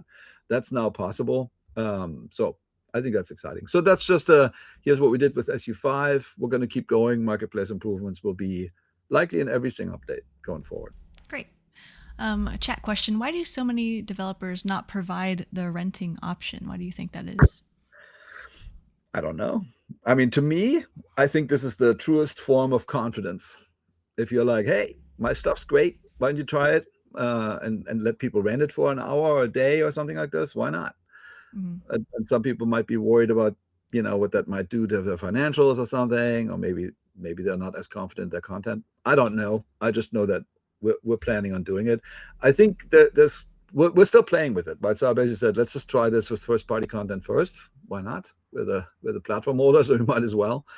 And I think it's interesting, so there's lots I could say in this area. Like there's some I got a lot of feedback. I engaged with really smart people in the community, got a lot of feedback from them about how we could go make the marketplace really, truly awesome. And those features are not all instantaneous, right? Some of them actually kind of, going to take time to implement, but I think we'll have something on the functionality side that nobody else will. This is the best place to test something or to try some stuff, which I think is cool. And then I mean, I can't tell that story here. So the only thing we have right now is user score. And I was like, what the hell is this? And I got lots of feedback of, if some people have sort of found a way to game the system a little bit or something. I went to Steam, which is where I buy a lot of games and such. And I organized Steam, can sort the global list by all kinds of things. And I clicked user score. I had never even heard of some of these games. They're all about cats. Like what the hell is this? So it's basically, I think there can be special interests that can outweigh a rating system like this. So I've been noodling on ideas. How can we make even the rating better? And we'll talk about this maybe at SF Expo, maybe a little beyond that. But there's something in the works that I think is going to be great and gives everybody confidence that what they buy is appropriately reviewed, appropriately works technically, and ideally can be rented and previewed and those types of things. So Awesome. Just leaving it there, but there's a lot of stuff going on with Marketplace. And can we gift across platforms like PC to PS5? They're not even connected. Those two marketplaces aren't. They have nothing to do with each other. It's not that. I don't think it's even technically possible. Okay. Good to know. All right. We have a question to answer. What was where's Expert Series 2? I saw that in the chat. Yeah, talking about that, I had the same thought. I'm like, okay, maybe we should talk about Expert Series 2 a little bit. And so this is our first look with where I said earlier, like maybe not the most expected partner because it's a new partner, and I'm very excited to have. Introducing Raul from FSREBORN. Welcome. It's been a couple hours since the stream started, so hope you hung in there. Really glad to have you. I am here and super happy and excited. I can see the chat going crazy, which I like that. Very cool. Yes, I am working with the teams now to bring the best quality that we can. And I am very proud that we part now of this first party, as I call it, and be able to now provide for the entire community cool stuff, as we say here behind the scenes, right? Yes. And tell us, what are you bringing to our simulator? Right. So we can show now the first slide, and I'm super happy that people now finally is going to know, because I get endlessly requests privately about, are you going to do a Piper M600? And obviously, yes, I was, but I couldn't say anything. So unfortunately, I apologize to all the people that emailed me about it and sent me texts, and I ignore you. But Jorg loves to do surprises like we're doing today, and I have to honor my NDAs and all that kind of information. So yes, it's coming. Of course, we've been discussing this with Jorg for a while. We wanted to bring this to you guys, and I talked to him. I told him, look, I want to do a Piper MC100, and I want this to hit a wider audience, not just when I sell it as a third party. And then we started discussing, and here we are today. Finally, for the first time, I can talk about it and say things about it. So let's describe the plane a little bit more for people that don't know. So this aircraft is capable of flying from New York to Dallas, for example, in one single flight, or you could do New York to Miami with plenty of reserve fuels. People in Europe, you could do London to Madrid very easily, or London to Athens, for example. Is capable of servicing up to 5 passengers, and you put the copilot as a passenger, you can add another one more. And you show the next slide so people can see that this is rendering already on the simulator.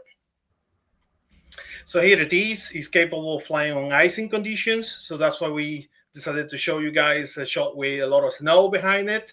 And it's very interesting because you can fly in icy conditions, but you need to know how to do it, right? And this is one of the reasons that we're calling experts here is, I hope that many people on the chat have tried one of my other products. I understand what I'm talking about when I say do it properly.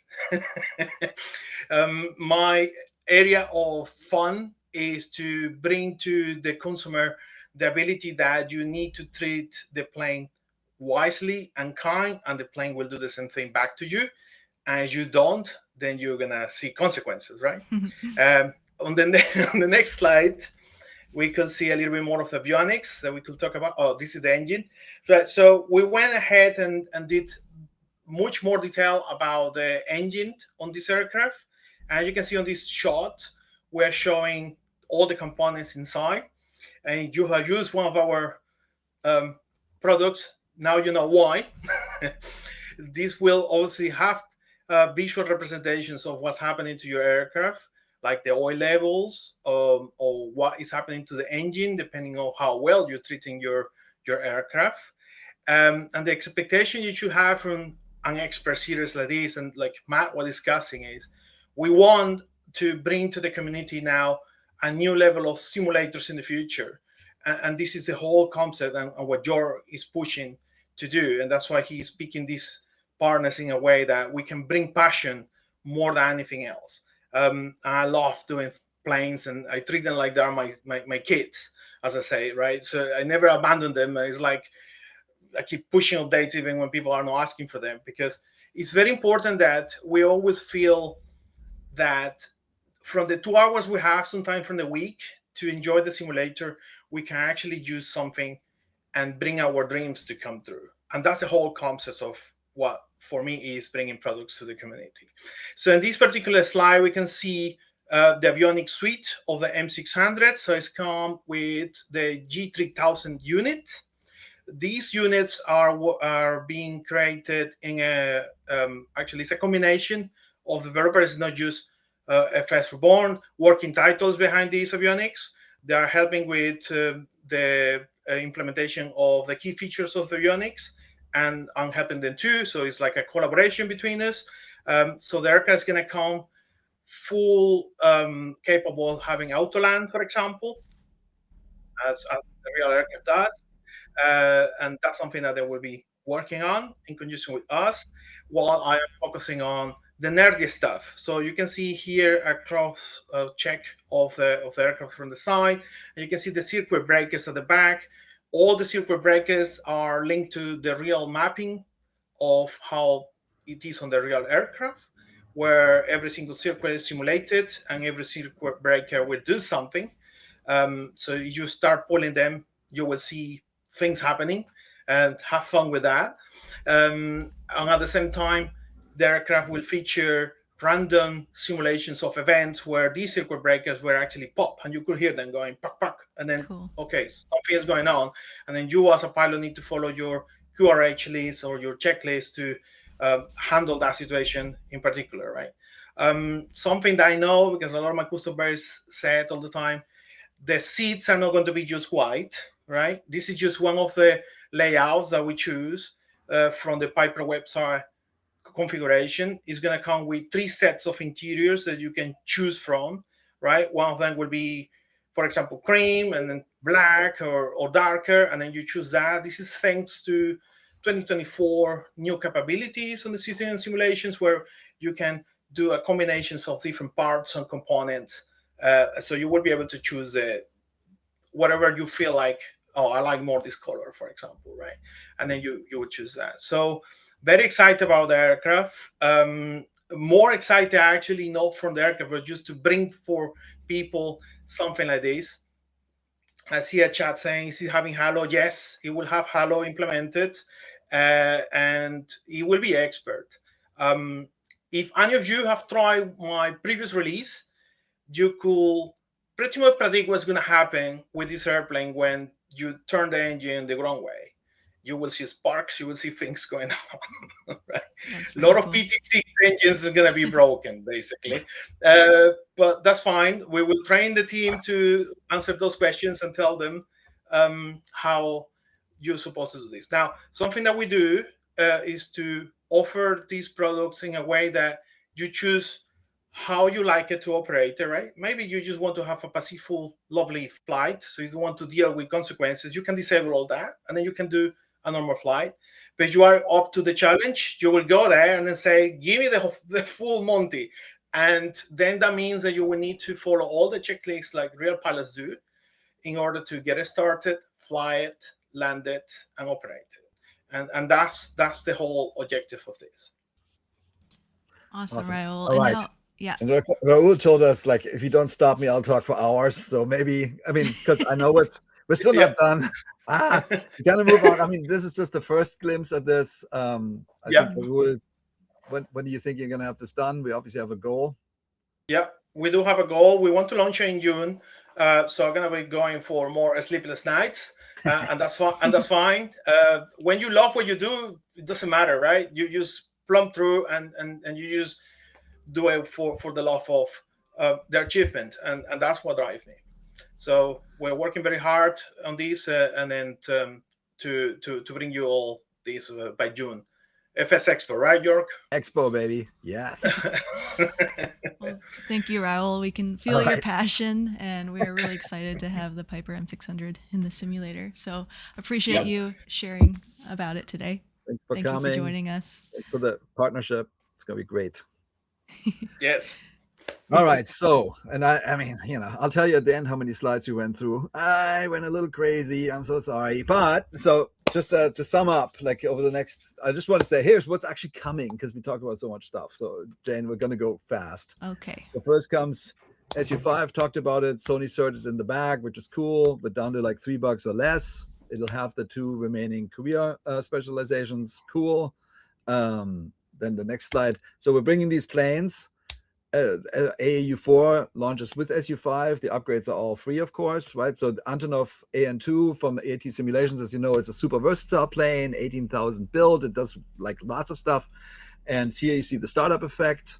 And then Andre added this fluid compartment, which allows, for example, crop dusting. Next slide shows it can also do firefighting, which there's only one firefighter ever. That's sort of an experimental thing, I think in Bulgaria or something.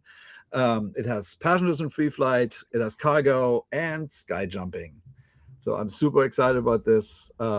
Next is Hans, and who's been very busy on the ATR with his team. So this has the new CFD-based flight model. TSS with improved traffic and resolution advisories. Then the next slide shows you weather radar with working tilt and stabilizations implemented, improved route drawing function. Next is cockpit cameras showing the actual status of the cockpit, the cabin doors, as well representation of the passengers in the cabin. Then it has, we're going fast. Oh yeah. Sorry. Passenger visualization. Next slide. Yeah, cargo visualization. A new additional highline cabin as ordered by Air Tahiti. A new house livery. Oh, we're falling behind. Yeah, this is the cabin. Next.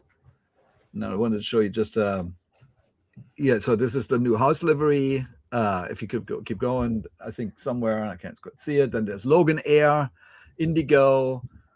The Asobo team is doing the art, by the way, working directly with Hans. Here you can see cockpit being remodeled and redone. Keep going. Interior, etc. So just keep going, Jayne. We have so many pictures. I was like, oh yeah, let's go. Showing is better than talking. Oh yeah. Anyway, so there's Air Tahiti, then there's St. Pierre. So we did a bunch of extra liveries. So it will be cool. And it's deserving of the expert series, right? So then I&I Builds took over the Fokker. Originally, it was an Orbex plane. It's now with INI builds. They basically remodeled it all. That has like the Josephine here that explored the Arctic. Here's the Friendship with Amelia Earhart. There's a new cabin. It's now signed up for Korea, and we did the cockpit to 2024 standards. So I think that's going to be really nice. Keep going. Jayne, keep going. Yeah. And we have a video. So like Jimmy from Blue Mesh, he didn't just make screenshot, he made a video. So let's quickly watch the video. He didn't say it was because of me this time.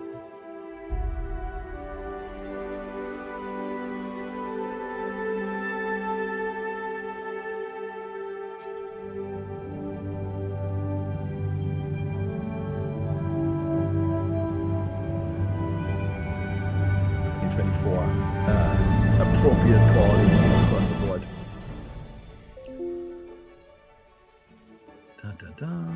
Here, new water effects, cool.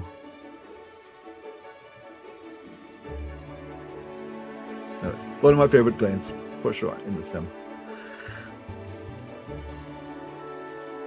All right, Jayne, I think we can move on from there. The video is a little long, and so then right. The Eiffel Tower, of course. Here we go. Savoia. And then the last one, this is emotionally probably my favorite plane because it took us such an effort to go do this. So Mike Johnson is doing this. So he did pre-flight, which is great. If you just go through this, he has anchor, and then basically he has a pre-flight on the water plane, which I think is really neat. Just keep going. It looks amazing. I love this.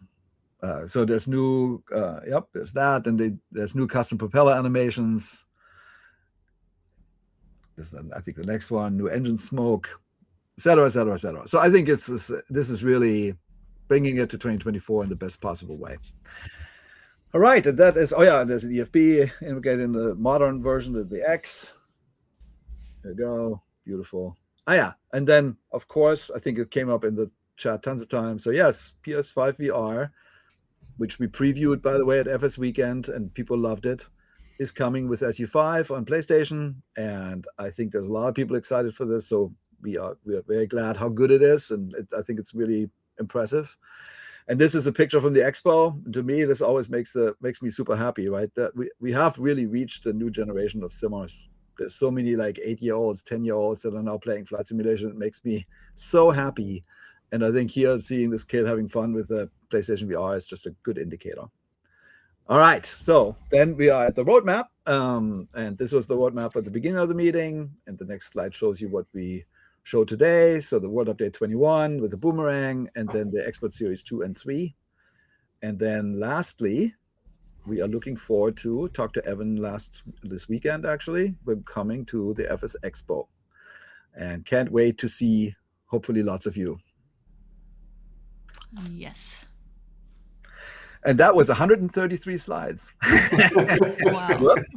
Yeah, sorry about that. Anyways, it's been 4 months, Takes time. Yeah, thank you for going through that. We are now at 2 hours, so I know you were getting to rush through that final part, but appreciate it. For anyone tuning in late, we of course will put this up on YouTube as quickly as possible, as well as we'll have a blog later that comes out that just has a recap, a text recap of what we learned today. Thank you all for those who have tuned in live or is tuning in later on and watching the video post on YouTube. We really appreciate all the questions. Now, obviously, we don't get to go through all of them, but we do give the whole Twitch chat to Jorg and everybody to read over. So for anything that's missed, he can read that feedback or those questions, and that'll help us make decisions for the future of the streams and the sim, of course. So does anyone want to add anything before we sign off? Thanks for the passion. 2026 is going to be great for our hobby. Agreed. All right. Thank you so much, everybody. We will see you Good next night time. in France. Raul is in London or something. Then you guys are have a good night. Sorry that it took so long. Anyway. Marcel and Seb, have a great evening, and I'm sure we'll see you back. It won't be as long as a break as this past 4 or 5 months that we had. We'll see you soon, and have a great week, everybody. Goodbye. Thank you. Bye.